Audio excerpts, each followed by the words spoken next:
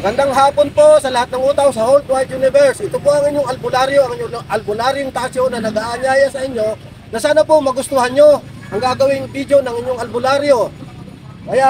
Pero hindi po tungkol sa kulibra, sa kulani, at sa kulugo ang bibigyan ng pansin ng inyong albularyo.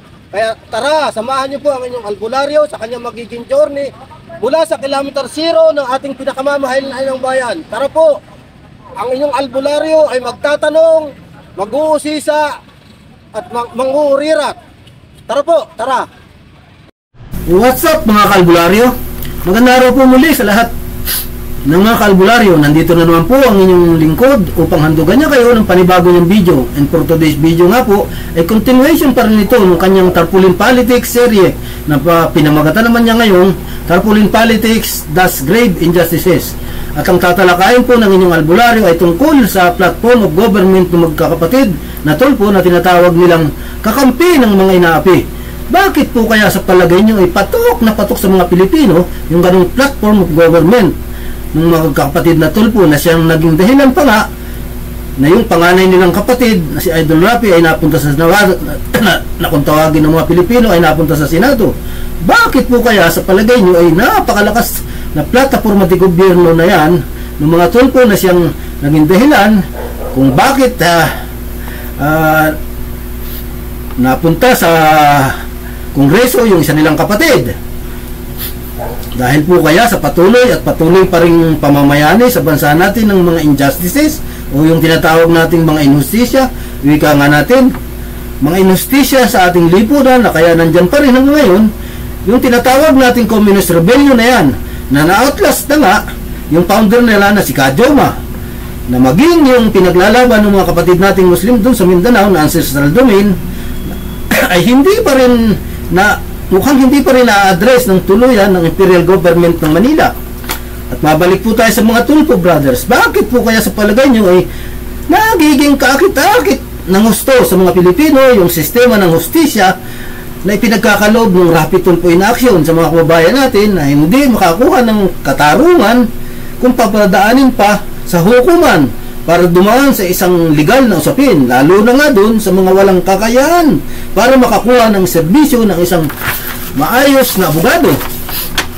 Na kung lalapit ka naman sa PAO o yung tinatawag nating Public Attorney's Office na pinaglilingkuran ng mga tinatawag nilang mga abogado di pa amin, ay palagi ka lang mag-aalala sa sa magiging kalagayan ng iyong kaso.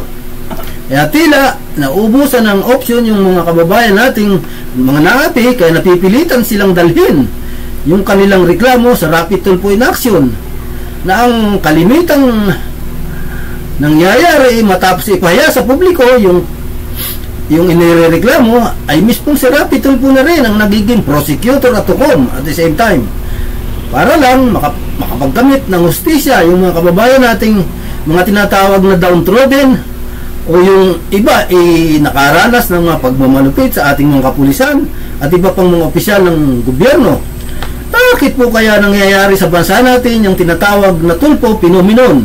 Kaya naman po naman ay tanong yan ng inyong albularyo na tulpo phenomenon ay dahil nga po dun sa dalawang magkakasunod na SWS at Pulse Asia Survey ay may malaking posibilidad na madagdag sa Senado yung dalawa pa niyang mga kapatid.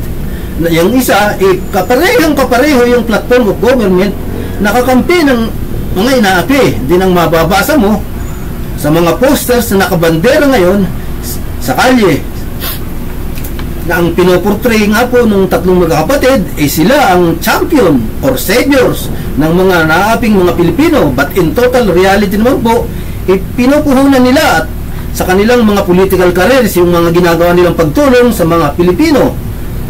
Sila sensationalize yung mga kasong nilalapit sa mga programa nila sa media. Lubha namang kinabibiliban ng mga Pilipinong gustong makatanggap o makapagkamit ng hustisya, lalo yung mga kababayan natin na kung tawagin nila ay mga downtrodden o yung mga kababayan natin na nakatikim ng pang-aabuso sa mga may hawak ng poder ng kapangyarihan sa pamahalaan. Pero may mga nagpapalagay naman po na yung ginagawang mga pagtulong ng Tulfo Brothers ay nothing more than just entertainment. Lalo na nga po si Mr. Rapi Tulfo na may sariling YouTube channel kung saan ay pinagkakakitaan niya po ni Mr. Rapi Tulfo ng gusto yung kanyang YouTube channel na may more than 20 million subscribers.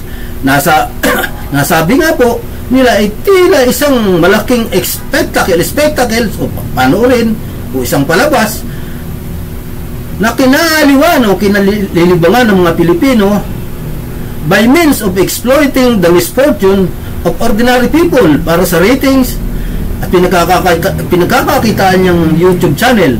Kasi nga naman po doon sa Rapi Tulfo in Action ay simple lang ang proseso na ipapahiya yung lumalabas na akusado sa mata ng publiko na walang legal na rekurso dahil sa halip na may pagtanggol ng akusado ang sarili niya sa isang competent na hukuman ay mahuhusgahan na siya sa mata ng viewing public by opting for instant populist judgment that often violate due process and basic rights of the accused.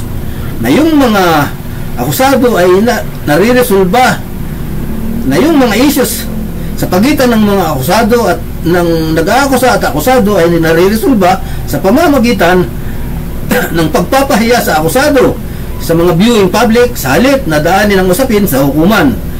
Nasabi nga nila ay nananagana si Mr. Tulfo sa sakit na nadarama ng iba to build his political brand at mukhang hindi naman sila nabigo sa ganoong branding dahil hayang na at kapag napakalaki ng posibilidad na papatambak sa Senado yung tatlong magkakapatid na Tulfo. At ayon po doon sa isang artikulo sa internet, and I quote, "The use of ayuda by Tulfo for self-promotion and resort to this public stance, exploiting the people's need to further their political careers. This is not a charity. It is a cynical attempt to buy loyalty with handouts. The Tulfos have positioned themselves as survivors, as saviors, men for the people, but they are nothing but opportunists who use public funds to maintain power and influence. Their penchant for self-aggrandizement only underscores their contempt for the people they claim to serve." End of the quote. Ito na naman po ang inyong albularyo. At may panibago na naman siyang video. At ito nga po yung tungkol sa magkakapatid na Tulfo na yung dalawa ay kasalukuyang kandidato ngayon. At base nga po dun sa nabasa nung ad sa voiceover ng inyong albularyo ay napakalaki ng posibilidad na mapunta sa Senado yung dalawa pa niyang kapatid. Kaya nga po takang-taka ang inyong albularyo kung bakit dahil sa ganong sistema ng pagtulong nila sa mga Pilipino ay mukhang na gagamit ngayon na political tawag dito platform, hindi political ladder para mapunta sila sa puder ng kapangyarihan. At mukhang nangyayari nga naman po yung gusto nilang mangyari. Ayan, nasa top 5 yung dalawang magkapatid na kumakandidato rin ngayon sa Senado. Ang ano naman po, hindi naman po sa husga ng kakayanan nila dahil pare-pareho silang mga media practitioners ay kasi naman po bukod pa sa kanila ay nakatambak din sa Senado yung mga sandamakmak na mga nalaos na artista. Paano po ba naman ang gagawin natin sa buhay nating mga Pilipino?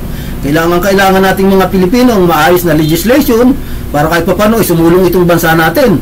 Dahil mismo yung isang profesor sa UP Economics, na hindi ko matandaan yung apelyido niya, ang sabi niya ay kailangan nating mag-elect ng mga dekalidad na mga tatakbo sa Senado dahil napapansin na nga ng profesor na yun na talagang mukhang napag-iiwanan na tayo ng mga kalapit bansa natin dito sa Southeast Asia, lalo na ang Malaysia, Thailand, yung Indonesia na miyembro na ngayon ng BRICS, o tapos yung Vietnam ay mukhang malapit na rin talagang maiwan tayo sa kangkungan, lalo na pag naipagawa nila yung north to south high speed train ng Vietnam. lalo na tayong naiiwan sa kangkungan ng Vietnam.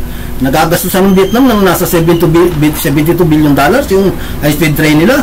Pag nagawa yun ng mga incheck, malaking bagay yun para sa pagunlad ng Vietnam. Ay tayo, kagulo pa rin sa Pilipinas sa mga ganyang politika.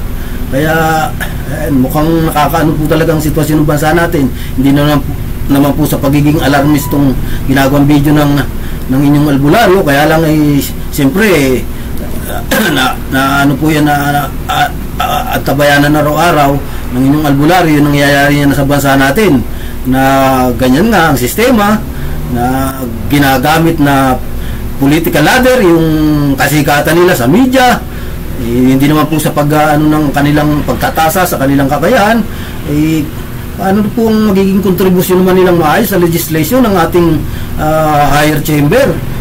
Ayan nga po, at yung isang nalaos na boksingero, kita nyo naman yung kalidad ng nagawa niyang legislation. Talagang, kumbaga, hindi naman talaga mapapakinabangan husto ng mas nakararaming Pilipino sa mga susunod bang panahon. Kaya dapat talagang mag-elect tayo ng maayos ng mga kandidato. Kaya lang, iba nga ang sistema ng mga mahihirap at kamasang Pilipino sa pagpili ng kanilang ginagawang pagbuto. Kaya yan ganyan sa bansa natin ngayon. Kaya lang, inirespeto naman po ng inyong albularyo kung sino man ang piliin ng mga kababayan natin pagdating sa ganyan. Demokrasya nga po tayo.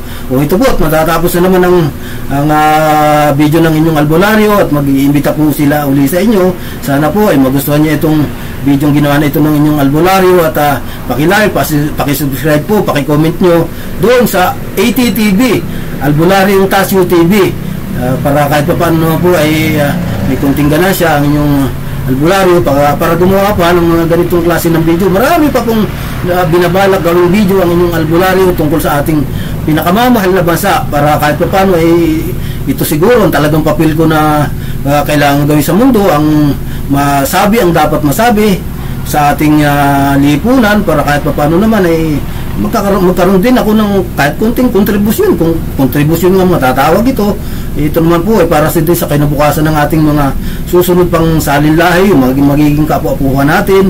Kaya ginagawa po ito ng inyong albularyo para sa kapakanan ng ating bansa. Sana naman po talagang maging ayusin na ng mga nakapwesto ngayon, nasa poder ng gobyerno, nasa poder ng kapangyarihan, para itong bansa natin ay hindi naiiwan ng mga kapitbansa natin dito sa Asia. Talagang kailangan po ng ating ayos itong bansa natin, kasi kung hindi, paano naman ang bansa natin? Palagi na lang tayong may iwan ng mga natin, ng mga peers natin dito sa Asia. At sana po ay magustuhan nyo muli itong ating ginawang video. Maraming salamat po ulit sa inyo. Thank you po. Salamat ng marami.